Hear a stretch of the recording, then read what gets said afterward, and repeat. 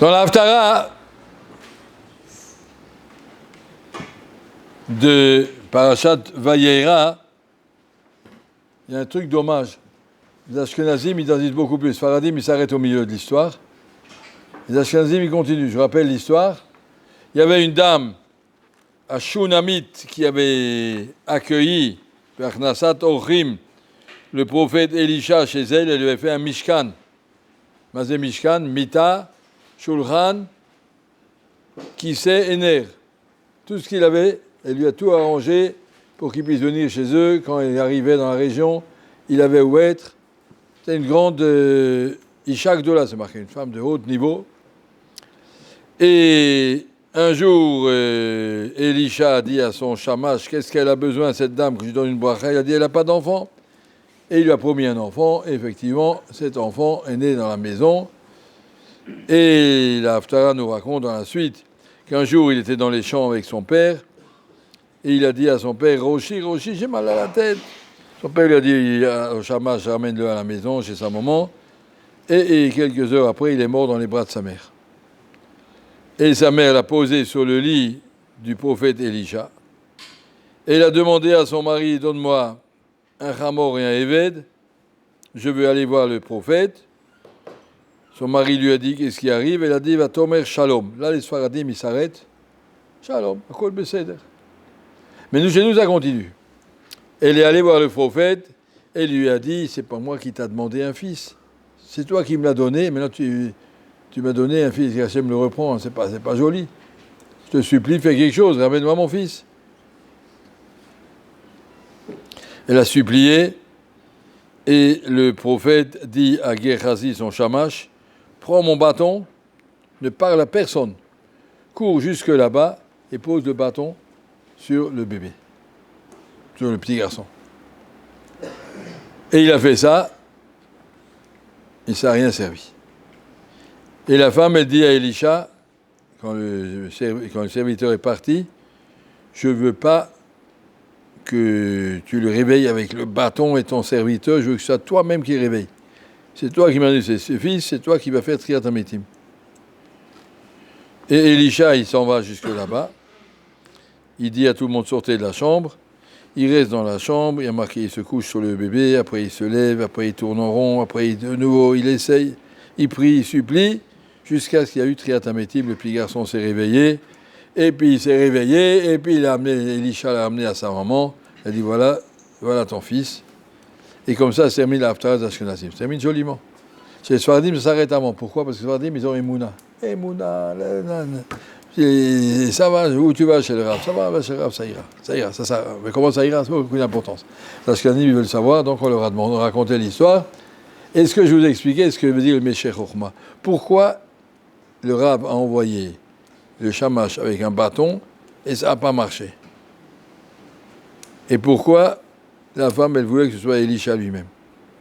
Il explique dans Meshech Chochma, le bâton, c'est le siman de celui qui peut soutenir le Navi, celui qui paye au prophète une maison et un accueil et un Achnasat Ochim quand il veut, quand il vient.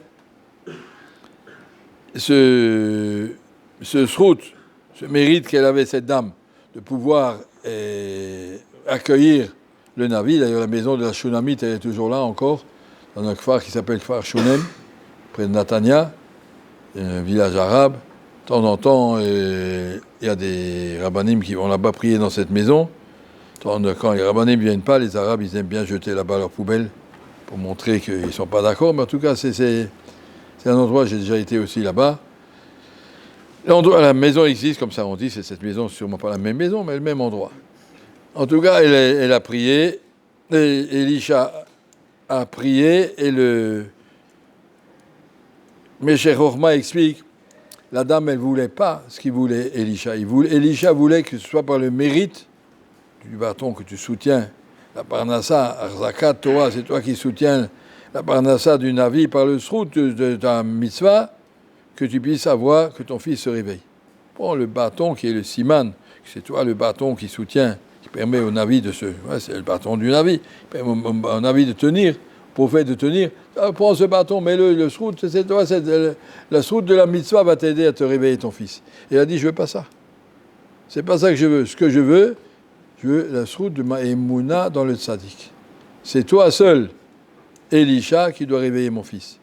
Je veux pas que tu dises, c'est pas le srout d'une mitzvah. Je veux pas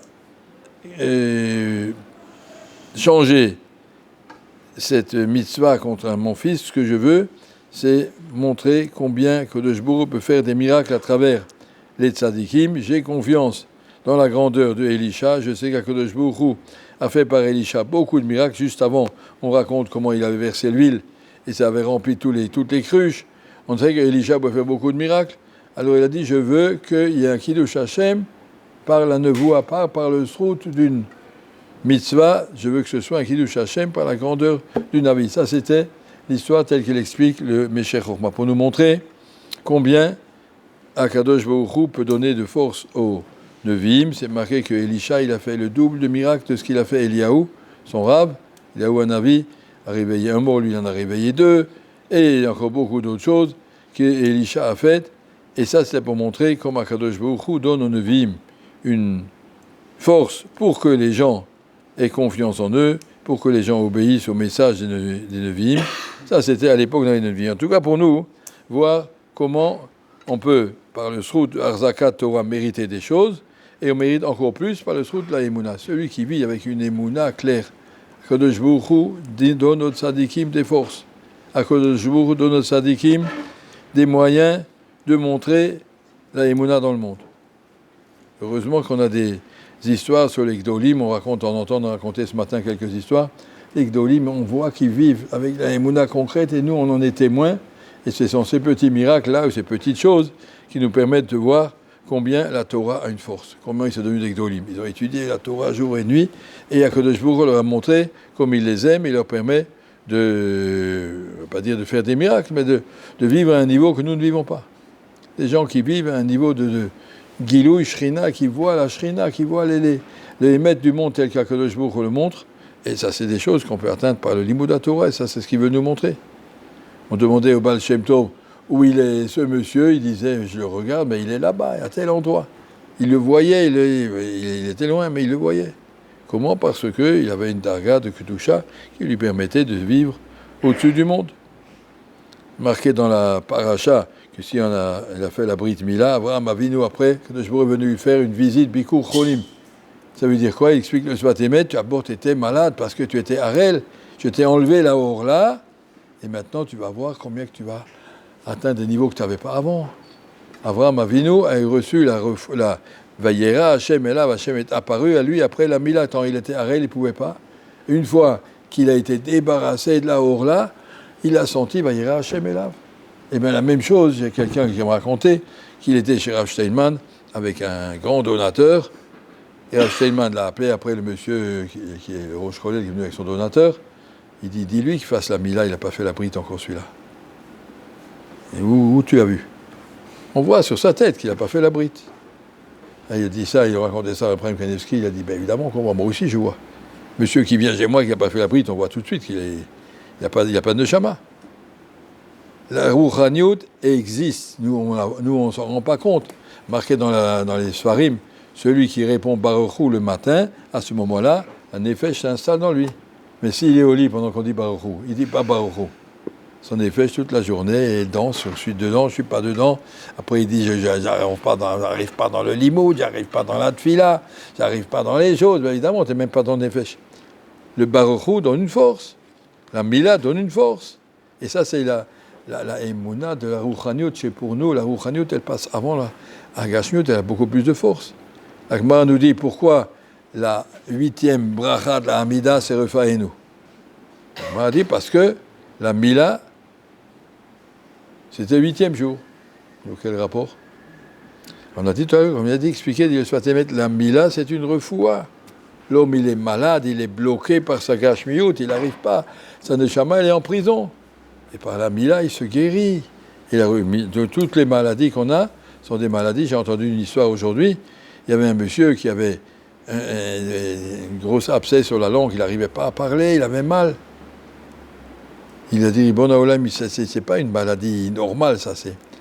Je prends sur moi de plus jamais chercher de hétérim dans le Shmirat Halashon. Je ne parlerai pas sur les gens. Même des fois, on me dit, ça c'est moutard, il faut dire ces trucs, je ne parlerai plus sur les gens, jamais. En un jour, c'est parti. Sa plaie est partie, alors que c'était un truc qui l'embêtait depuis longtemps. Il a dit, ça c'est la refoua rouchanite. Une maladie, ça peut être, il y a des maladies qui sont naturelles, il y a des maladies qui sont rouchanites. C'est ta rouchaniout qui est malade, et tu guéris la rouchaniout. Des fois, on a des aftes dans la bouche, vous avez remarqué? Il y a marqué dans la Gemara, qu'on la posek mi mishnato, ou medaber divrei choulin, ma achilinoto kachale retamim. Si quelqu'un il bavarde au milieu du seder, on va lui faire manger des braises. Après 120 ans. Alors ici, on lui met un petit peu des braises pour se rappeler. Elle lui fait un riso qui dit, je ne veux plus bavarder, tu verras, ça passe. Il y a des choses qui sont des maladies rouchanites, des maladies qui ne sont pas des maladies physiques que tu as attrapées comme ça, tu as attrapé froid. C'est quelque chose d'autre. Et donc ça, c'est ce qu'il faut dire de tout ça, hein. Apprendre à voir que le monde est géré par la Emouna, par la rouchaniout, et que ce pauvre monde matériel, il n'en est qu'une apparence. Si vous regardez le premier Télim qu'on dit le Shabbat matin, on commence à dire Hashamaim mesaprim kvodkel, Maaseh Yadav, la lune, le soleil, ils font leur chemin, le soleil il sort, il est brillant, ou que Chatan yotse mechupato, un soleil qui sort. Et après tout d'un coup, Toiras Hashem, te mimo dans le même paragraphe. Et Douhus Hashem, tous les. Mais quel rapport? Il y a tout un grand Maharal qui explique ça. Il dit les 7 premiers psukim, ça décrit le monde matériel, le monde du soleil et de la lune. Et après arrive le monde de la Torah, le 8e. À partir du 8e pasuk, on parle de la Torah. Tant que tu restes dans un monde matériel qui a 7 dimensions, c'est-à-dire 6 côtés, devant, derrière, en haut, en bas, à droite, à gauche, tu as 6 côtés, le point central, c'est le 7e, voilà, ça c'est le monde matériel, tu arrives à monter un petit peu au-dessus de ça, et puis on arrive au monde du 8e, au monde de la Rouchaniout, ça c'est le monde du Mashiach qui est le 8e. Bezrat Hashem, qu'on arrive tous ensemble bientôt au Mashiach, si on aime Chazek dans la Emouna, Bezrat Hashem, Shavuot Tov u'Mevorach.